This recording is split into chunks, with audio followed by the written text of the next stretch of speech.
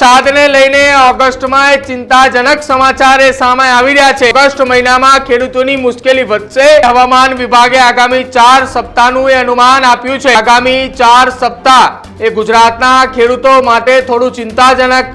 1 August થી 14 August સુધી એ વરસાદ ગુજરાતના કેટલાક ભાગોની અંદર સામાન્ય રહે તેવી સ્થિતિ વ્યક્ત થઈ રહી છે। વરસાદ છે આપણે આકાશ સામું જોવા માટે મજબૂર કરશે। ખેડૂત ભાઈઓ અહીંયા નોંધ એક લેવાની છે કે કદાચ હવે આપણે અમુક વિસ્તાર એવા હોય કે ત્યાં ચોમાસું પાક સુકાતો હોય ને પિયત આપવું જ પડે એમ હોય તો અત્યારે આપણે પિયત ચોક્કસથી વ્યવસ્થા હોય તો આપી દેવું, કેમ કે હમણાં કોઈ મોટો વરસાદ થાય તેવી શક્યતાઓ નથી।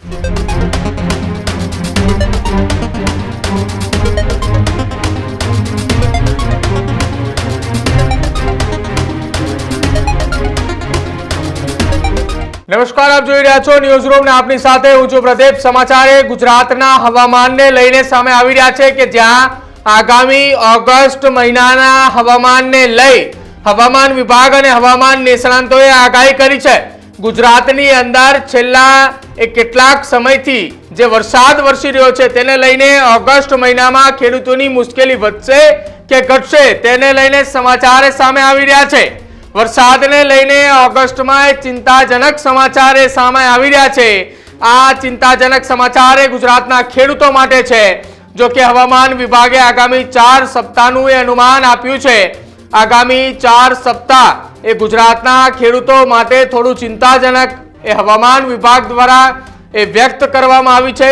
1 ઓગસ્ટ થી 14 ઓગસ્ટ સુધી એ વરસાદ ગુજરાતના કેટલાક ભાગોની અંદર સામાન્ય રહે તેવી સ્થિતિ વ્યક્ત થઈ રહી છે। સોમનાથના સૌરાષ્ટ્રમાં ગીર સોમનાથમાં સામાન્ય કરતા ઓછો વરસાદ નોંધાયો છે।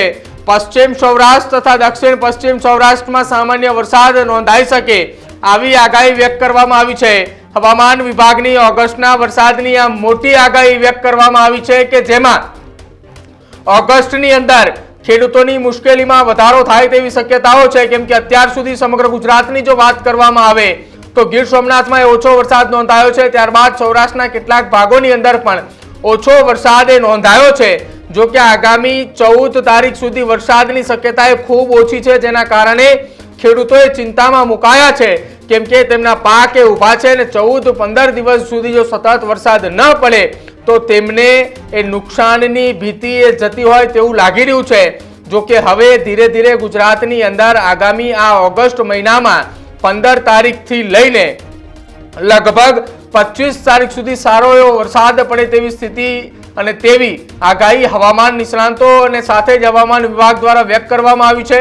ગુજરાતની અંદર વરસાદની હવે જે આગામી સમયની સ્થિતિ છે, ઓગસ્ટ મહિનાની જે આગાહી છે તેને લઈ હવામાન નિષ્ણાંત પરેશ ગોસ્વામી શું કહી રહ્યા છે સાંભળો એ પણ। અને હવે ઓગસ્ટના શરૂઆતના 1 અઠવાડિયું કે 10 દિવસ સુધી વરસાદની શક્યતાઓ છે કે નહીં તે વિશે સંપૂર્ણ માહિતી આપવાની છે। 1 ઓગસ્ટ થી લઈને 10 ઓગસ્ટ સુધીની, એટલે આમ જોવા જઈએ તો જે આપણે શરૂઆતનું 1 અઠવાડિયું કહીએ 1 થી 10 ઓગસ્ટ એ દરમિયાન જોવા જઈએ તો રાજ્યની અંદર અત્યારે ઘણા વિસ્તારો એવા છે કે જ્યાં ખાસ વરસાદની જરૂર છે, છતાં પણ વરસાદ છે આપણે આકાશ સામું જોવા માટે મજબૂર કરશે, કેમ કે હમણાં કોઈ વરસાદની શક્યતાઓ દેખાતી નથી। આ અત્યારે ચોક્કસથી એટલું કહી શકાય કે 1 થી 10 ઓગસ્ટમાં કોઈ જગ્યાએ છૂટાછવાયા સામાન્ય રેડા ઝાપટા પડી એ સામાન્ય ઝાપટું પડે એ અપવાદ રહેશે, બાકી કોઈ સિસ્ટમનો વરસાદ છે એ ગુજરાતમાં આવે ને સારા વરસાદો પડે તેવી શક્યતાઓ નથી। એટલે ખાસ કરીને દરેક ખેડૂત ભાઈઓએ અહીંયા નોંધ એક લેવાની છે કે કદાચ હવે આપણે અમુક વિસ્તાર એવા હોય કે ત્યાં ચોમાસું પાક સુકાતો હોય ને પિયત આપવું જ પડે એમ હોય તો અત્યારે આપણે પિયત ચોક્કસથી વ્યવસ્થા હોય તો આપી દેવું, કેમ કે હમણાં કોઈ મોટો વરસાદ થાય તેવી શક્યતાઓ નથી। એટલે અત્યાર સુધી વરસાદો સારા ઘણી જગ્યાએ પડ્યા છે, પણ 1 થી 10 ઓગસ્ટમાં કોઈ સારા વરસાદની શક્યતાઓ નથી। બંગાળની ખાડીમાં પણ હવે થોડું આપણે વીકનેસ જોવા મળી રહી છે, ત્યાં સિસ્ટમો કદાચ ન બને અથવા તો બનશે તો પણ નબળી બની અને ઉત્તર ભારત તરફ જાય તેવી શક્યતાઓ છે। એટલે બંગાળની ખાડીની સિસ્ટમનો લાભ આપણે હમણાં મળવાનો નથી। અરબ સાગરની અંદર પણ કોઈ સિસ્ટમ બને તેવી શક્યતાઓ નથી, જેથી કરીને 1 ઓગસ્ટથી લઈ અને 10 ઓગસ્ટ દરમિયાન રાજ્યની અંદર છૂટાછવાયા કોઈ જગ્યાએ સામાન્ય ઝાપટા પડે, બાકી કોઈ સારા વરસાદની શક્યતાઓ નથી। અને ખાસ કરીને જે પવન છે એ આપણે દરિયાઈ કાંઠાના વિસ્તારમાં જેમાં સૌરાષ્ટ્ર અને કચ્છના દરિયાઈ કાંઠાના ભાગોની અંદર પવનની ઝડપ થોડીક વધારે રહેશે, એટલે કે લગભગ 15 થી 20 કિલોમીટર પ્રતિ કલાકની ઝડપે પવન ફૂંકાશે અને પવનના જે ગસ્ટિંગ હોય છે 25 થી લઈને 30 કિલોમીટરની ઝડપે નોંધાય તેવી શક્યતાઓ છે. અને સૌરાષ્ટ્ર કચ્છના દરિયાકાંઠે જે પવન ફૂંકાશે તેની અંદર દરિયાકાંઠાથી લઈને 50 કિલોમીટરનો એરિયો હશે, એમાં પવનની ઝડપ વધારે રહેશે. બીજા વિસ્તારોની અંદર પવનની ઝડપ છે એ લગભગ 12 થી લઈને 15 કિલોમીટર પ્રતિ કલાકની ઝડપ જોવા મળે તેવી શક્યતાઓ છે. એટલે માત્ર પવન ફૂંકાશે, બાકી કોઈ વરસાદની શક્યતાઓ હાલ દેખાતી નથી. અત્યારે રાજ્યના અલગ અલગ વિસ્તારોની અંદર વાદળછાયું વાતાવરણ હશે, પણ આ વાદળો છે હાઈ લેવલના છે. આ હાઈ લેવલના વાદળો છે વરસાદ આપવા માટે સક્ષમ ન હોય, એટલે વરસાદની કોઈ અપેક્ષાઓ રાખી શકાય એમ નથી. અને આમ જોવા જઈએ તો આપણે વાર્ષિક કાર્યક્રમની અંદર પણ જણાવ્યું હતું કે ઓગસ્ટ મહિનાની અંદર એક વાયરુ ફૂંકાઈ શકે અને એમાં પણ 2 ઓગસ્ટથી લઈ અને 17 ઓગસ્ટ સુધી વાયરાની શક્યતાઓ છે. અને એ વાયરુ ફૂંકાવાનું હવે આપણે આવતીકાલથી ચાલુ થઈ રહ્યું છે, એટલે વરસાદનો એક મોટો ગેપ આવી રહ્યો છે, જેની દરેક મિત્રોએ નોંધ લેવી.